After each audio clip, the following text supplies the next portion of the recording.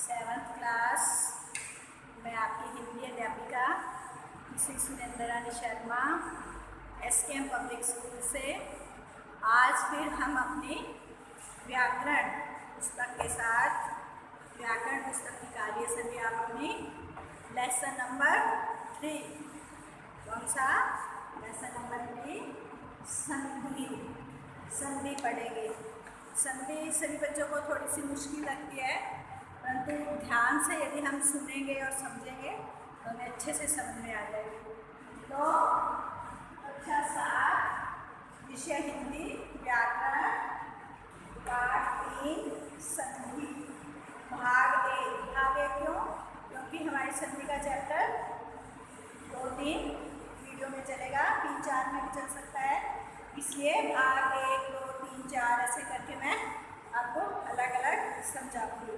तो सबसे पहले हम समझते हैं कि संधि क्या है। संधि का सामान्य अर्थ है मेल। संधि का सामान्य अर्थ है मेल मतलब मिलना, ठीक है। पहले पुराने समय में राजा होते थे ना, राजा दूसरे राजा पर आक्रमण करता था और उसके राज्य को जीत लेता था, परंतु यदि बिना युद्ध किए हुए ही वो संधि कर लेते, आपस में मेल कर लेते, तो वो अपने अपने राज्य में एक दूसरे के नियम शर्तें मानते हुए एक दूसरे के राज्य पर अपना कार्य कर सकते थे, यानी उनकी संधि हो जाती थी आपस में, ठीक है। तो हमारे हिंदी भाषा में संधि क्या है? 2 वर्णों के मेल को संधि कहते हैं। जैसे संधि का सामान्य अर्थ मेल हो गया, मेल मतलब मिलना। फिर व्याकरण में संधि 2 वर्णों में होती है। वर्ण जैसे ए आ 2 वर्ण है ना, तो इनका मेल हुआ तो आ बन गया। वो अपने समझेंगे कौन सी संधि में आ बनता है, कौन सी संधि में दूसरा वर्ण बनता है। तो इनके ऐसे राजा महाराजा संधि करते समय कुछ शर्तें रखते थे, नियम बनाते थे, वो ही हम अपनी व्याकरण में उन वर्णों के मेल से जो परिवर्तन आएगा, उससे जो नए शब्द बनेंगे, तो वो हमारी संधि होगी। तो व्याकरण में संधि की 2 वर्णों में होती है जब 2 शब्दों के पास के वर्णों में मेल हो जाता है। 2 शब्दों के पास के शब्दों में मेल हो जाता है, यानी आपस में वो मिल जाते हैं, तब वह संधि कहलाता है। क्या कहलाता है? संधि। तब वह संधि कहलाता है। अब संधि पता चल गया हमें संधि किसे कहते हैं। अब संधि के 3 भेद हैं। कितने भेद हैं संधि के? 3 भेद हैं संधि के। नंबर 1 स्वर संधि, नंबर 2 व्यंजन संधि, नंबर 3 विसर्ग संधि। विसर्ग समझते हो ना, ये वाले 2 अनार के पीछे देखो, हिंदी को विसर्ग बोलते हैं, है का स्वर तो विसर्ग संधि। स्वर कहते हैं ए आ इ ऊ ए ऐ ओ औ, है ना, ये विसर्ग स्वर होते हैं। इन स्वरों का जो आपस में मेल होगा और जो नया परिवर्तन आएगा शब्द के अंदर, वो स्वर संधि कहलाएगा। व्यंजन संधि जो हमारे वर्णमाला में व्यंजन है, ग ख घ घ च छ ज ज ण है हद तक, है ना, तो व्यंजन संधि में उन व्यंजनों का आपस में पास शब्दों का जो मेल होगा, वो व्यंजन संधि कहलाएगा। और विसर्ग संधि में ये जो विसर्ग है, उससे जो विसर्ग संधि की निशानी होगी, तो उसमें विसर्ग संधि का शब्द बनेंगे। तो हमें अभी 7th क्लास में सिर्फ और सिर्फ स्वर संधि पढ़नी है। आपकी बुक में देख लेना स्वर संधि। अब स्वर संधि के भी 5 भेद हैं। स्वर संधि के कितने भेद हैं? 5 भेद। स्वर संधि के 5 भेद होते हैं। कौन कौन से 5 भेद? नंबर 1 दीर्घ संधि, नंबर 2 गुण संधि, नंबर 2 पे कौन सी है? गुण संधि, नंबर 3 पे वृद्धि संधि, नंबर 4 पे यण संधि और नंबर 5 पे है अयादी संधि।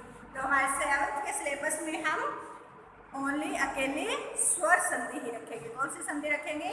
स्वर संधि। तो स्वर संधि में सबसे पहले हमारे दीर्घ संधि आती है। कौन सी संधि आती है? दीर्घ संधि। अभी आपने बुक निकालो, मैं ब्लैक बोर्ड पे भी समझाऊंगी। ये पेज नंबर है आपका 21। पेज नंबर 21 पर सबसे पहले नंबर पर हमारी स्वर संधि का पहला भेद है दीर्घ संधि। पहले इसमें थोड़ा समझ लो, फिर आपको शाम पट पे समझाती हूँ। जब हर्ष मैंने जो स्वर जल्दी बोले जाते हैं, जैसे छोटी ई और छोटा ऊ, ठीक है? तो हम कौन सी संधि समझ रहे हैं? स्वर संधि की नंबर 1 संधि समझ। स्वर संधि की नंबर 1 स्वर संधि की हम नंबर 1 वाली पढ़े हैं दीर्घ संधि। दीर्घ संधि। अब इसमें कुछ खास स्वर होते हैं। कौन से? जो जल्दी जल्दी बोल जाते हैं, छोटी ई और छोटा ऊ। और हर स्वर या दीर्घ स्वर, दीर्घ मतलब हर स्वर जो जल्दी से बोल जाते हैं, ए, ई और ऊ। दीर्घ स्वर दूसरे नंबर पर होते हैं दीर्घ स्वर। दीर्घ स्वर ये कौन से हैं? आ, बड़ी ई और बड़ा ऊ। ये क्या है? दीर्घ स्वर, जो जिनमें बोलने में दुगना समय लगता है। और इनमें क्या होता है के बाद उसी स्वर का हर्ष या दीर्घ स्वर परस्पर निकट आ जाए तो दोनों के मेल से दीर्घ ही बनेगा। दीर्घ मतलब बड़ा बनेगा। यदि ए और आ, जैसे वेदांत, वेद प्लस अंत, वेद, आपको समझाती हूँ। जैसे वेद प्लस अंत या वेदांत, वेदों का अंत। तो ये स्वर है, तो इसमें डैन में किसका स्वर आ रहा है? ए का। और यहाँ पे कौन सा है? ए। ये दोनों ये छोटे छोटे हैं, ये कौन सा स्वर है? हर्ष स्वर है। ए कौन सा स्वर है? हर्ष स्वर, जल्दी बोलने वाला। परंतु दोनों का जब मेल हो जाएगा, दोनों मिल जाएंगे तो आ की मात्रा बन जाएगी। इसलिए वेदांत, वेदांत आ की मात्रा लगेगी ना, आ की मात्रा लगेगी। मात्रा लगाने सिर्फ स्वर नहीं लगाना, उसकी मात्रा लगाना। यहाँ पर कोई मात्रा नहीं है तो अकेला इसमें ए है। आपको समझाया ना वर्ण विच्छेद के अंदर कि हर स्वर, हर व्यंजन के अंदर स्वर होता है ए, और यदि मात्रा लगी है तो मात्रा का स्वर होता है। यदि कोई मात्रा नहीं है तो उसमें ए का स्वर होता है। और यदि इसके नीचे हलंत लगा हुआ है, मान लो जय के नीचे हलंत लगा होगा तो इसमें ए का स्वर नहीं रहता, परंतु संधि में हलंत वाला शब्द नहीं रहेगा। ठीक है? तो वेदांत। इसी तरह अगला हमारा शब्द है हिमालय। हिमालय, हिम प्लस आलय। अब देखिए हिमालय से पहले है हिमालय। अब हमें संधि में ये देखना पड़ेगा कि दोनों शब्द के जब दो टुकड़े होते हैं तो दोनों का अर्थ अलग अलग होना चाहिए, तभी वो सही संधि है। यदि बिना अर्थ का कोई शब्द बन गया, निरर्थक शब्द बन गया, तो संधि आपकी रॉन्ग हो जाएगी। जैसे हमने वेदांत का बनाया था तो वेद प्लस अंत, वेद जो हम वेद पढ़ते हैं और उनका अंत होना वेदांत हो गया। वैसे ही हिम क्या शब्द है? हिम शब्द है बर्फ, बर्फ के टुकड़े हिम। और इसमें आ की मात्रा है आल्य है, आल्य, क्योंकि आ की मात्रा है ना तो आ लिखा जाएगा यहाँ पर आल्य। आल्य मतलब होता है अंत। हिम प्लस आल्य, हिमालय का मतलब क्या है? हिम प्लस आल्य, हिमालय बर्फ का घर। अब बर्फ ही बर्फ कहाँ होती है?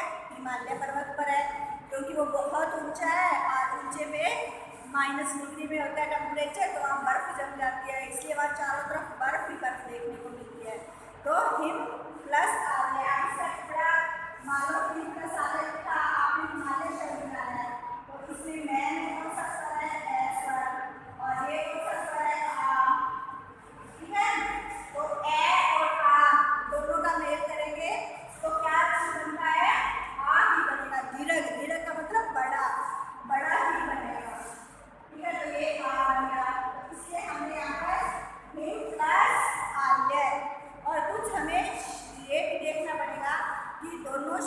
जो मेल हो रहा है, दोनों शब्दों का जो टुकड़े कर रहे हैं, तो टुकड़ों का दोनों शब्दों का अलग अलग से अर्थ निकलना चाहिए। यदि मैं बना देती हिम प्लस अल्य, तो अल्य कोई शब्द नहीं होता, वो रॉन्ग हो जाता ना, हिम प्लस अल्य। तो इसलिए थोड़ा हमें अपनी हिंदी को भी और इम्प्रूव करनी पड़ेगी। हमें अच्छी अच्छी बुक्स पढ़नी है और हिंदी की बुक्स पढ़ते पढ़ते ध्यान देना है, व्याकरण की तरफ भी ध्यान देना है। ये शब्द का टुकड़ा भी हो जाता है, इसको मिलाने से ये शब्द भी बन जाता है। अब मैं सारे शब्द बता रही हूँ। देखो, रेखा प्लस अंकित। अब रेख आप बोल दो तो रेखा क्यों लिखा है, रेख भी लिख सकते थे, परंतु रेख कोई शब्द नहीं है, तो रेखा, रेखा होता है लाइन। अंकित उसके ऊपर जो निशान अंकित किया जाता है, तो रेखांकित। आ प्लस ए दोनों को मिलाकर भी आ ही बनेगा, रेखांकित। वैसे अब महात्मा, महा प्लस आत्मा, दोनों में आ है ना, और दोनों आ है तो बड़ा आ ही बनेगा, क्योंकि दीर्घ बनना है ना। हर्ष स्वर ए छोटी ई छोटा ऊ है, दीर्घ स्वर है आ बड़ी ई और बड़ा ऊ, दोनों का मेल होगा। तो यदि आ है ए है तो आ ही बनेगा, छोटी ई वाला है तो बड़ी ई ही बनेगी, छोटा ऊ है तो बड़ा ऊ ही बनेगा की मात्रा, जब शब्दों का मेल होगा और खंडित होगा तब उसमें हम करके देख लेंगे कि कौन सा शब्द हमारा सही बन रहा है। अब देखिए, रवि प्लस इंद्र, तो रवि में छोटी की मात्रा और इंद्र में भी छोटी की मात्रा, परंतु जब दोनों का शब्द बना तो क्या बन गया, बड़ी ई की मात्रा, रविंद्र। देखिए, रविंद्र छोटी ई बड़ी ई, इसी को दीर्घ संधि कहते हैं। दीर्घ मतलब बड़ी। इसका रूल क्या है कि ये हर्ष और दीर्घ स्वर जो मैंने बताया ना, तीन तीन, तो दीर्घ ही बनेंगे, ये बात आपको ध्यान में रखनी है। अब सचिंद्र, सची प्लस इंद्र, सची में बड़ी की मात्रा है, इंद्र में छोटी ई की, तो बड़ी ई और छोटी ई मिलके बड़ी ई ही बनी, सचिंद्र। सचिंद्र की मात्रा देख लो, बड़ी ई की है ना। वैसे ही लघु उत्तर, लघु मैंने होता है छोटा, उत्तर, उत्तर मैंने उत्तर देते हैं, छोटे प्रश्नों के उत्तर जो देते हैं, लघु उत्तर दीजिए, यानी प्रश्न का छोटा उत्तर दीजिए। तो लघु में छोटे ऊ की मात्रा है, ऊ में भी छोटे ऊ की मात्रा, उत्तर में भी, परंतु जब एक शब्द बना तो लघु में बड़े ऊ की मात्रा होगी, लघु उत्तर बड़े ऊ की होगी ना। ध्यान दिए, दो सभी बच्चे ध्यान दो।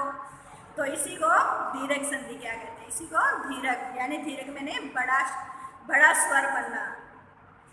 फिर है वधु प्लस उत्सव, वधु होती है नई दुल्हन, नई दुल्हन के आने पर जो उत्सव होता है घर में, है ना, त्योहार सा मनाया जाता है, तो वधूत्सव, दोनों की संधि मिलके क्या शब्द बन जाएगा, वधूत्सव।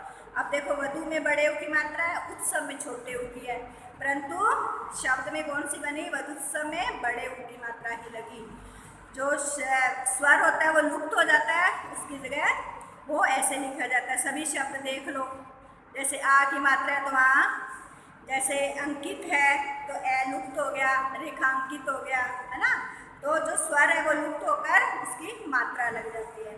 और ये भी ध्यान देना है, दीर्घ मात्रा लगानी है, बड़ी मात्रा लगानी है। ऐसे ही गिरी प्लस ईश, अब गिरी मैंने होता है पर पहाड़, री में छोटी की मात्रा है, ईश मैंने होता है भगवान, ईश्वर, तो ईश्वर में बड़ी की मात्रा है, तो छोटी ई और बड़ी मिलके क्या बनी, बड़ी ई बनी। अब देखो, गिरीश, गिरीश में री में बड़ी की मात्रा है।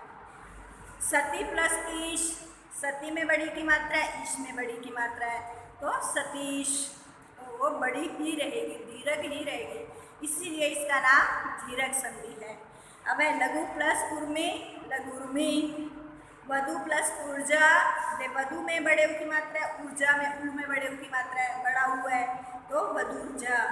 ये आप पीछे वाले रूल नियम देख लोगे और ये शब्द देख लोगे तो आपको समझ में आ जाएगा, कुछ मैंने आपको समझा दिया। तो आज हम सिर्फ स्वर संधि का दीर्घ की संधि करेंगे, कल गुण संधि और वृद्धि संधि पढ़ के रखना, फिर यण संधि और अजाति संधि। हम तीन वीडियो में ये कर लेंगे हम, ठीक है। तो आज के लिए संधि आपको थोड़ा सा समझाया। तो दीर्घ संधि, पहले संधि किसे कहते हैं, सामान्य अर्थ है इसका मेल, दो वर्णों के पास पास के मेल को संधि कहलाती है। और संधि में तीन संधियाँ होती हैं, स्वर संधि, व्यंजन संधि और विसर्ग संधि। हम अपने 7th के सिलेबस में अकेली स्वर संधि पढ़ेंगे। स्वर संधि के 5 भेद हैं। नंबर 1 दीर्घ संधि, जो आज हमने पढ़ी है। आज दीर्घ संधि की, और इसके 10 शब्द लिखोगे आप, या पूरे ही कितने हैं, 12 है, 12 है, 12 के 12 लिख लेना।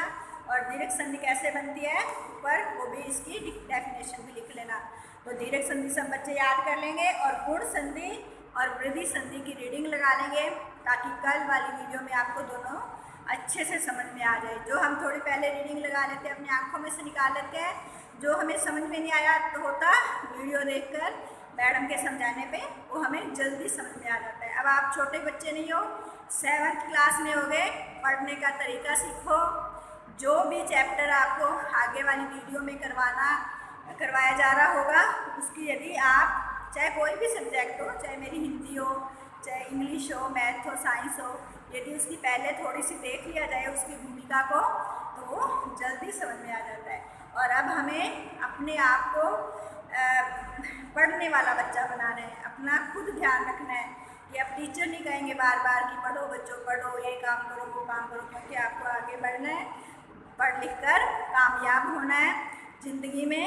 इसलिए अभी से अपनी पढ़ाई पे ध्यान देने की आदत डालोगे तो आगे आपको मुश्किल नहीं आएगी। आसानी से सारी पढ़ाई करने के बाद अच्छी सी नौकरी मिलेगी, अच्छा सा वर्क मिलेगा आपको, कामयाब होगे, ज़िंदगी खुशियों से आगे चलेगी। और नहीं तो पूरी ज़िंदगी भर मुसीबतें ही मुसीबतें आती रहेंगी। इसलिए हमारी कोशिश यही है टीचर्स की, SKM परिवार की, कि हमारे बच्चे, हमारी क्लास के, हमारे स्कूल के बच्चे सभी अच्छे से पढ़ाई करके कामयाब हों और अपना जीवन भारत माता की सेवा में लगा दें। बाय बच्चों, बाय। नेक्स्ट वीडियो में कल फिर मिलते हैं।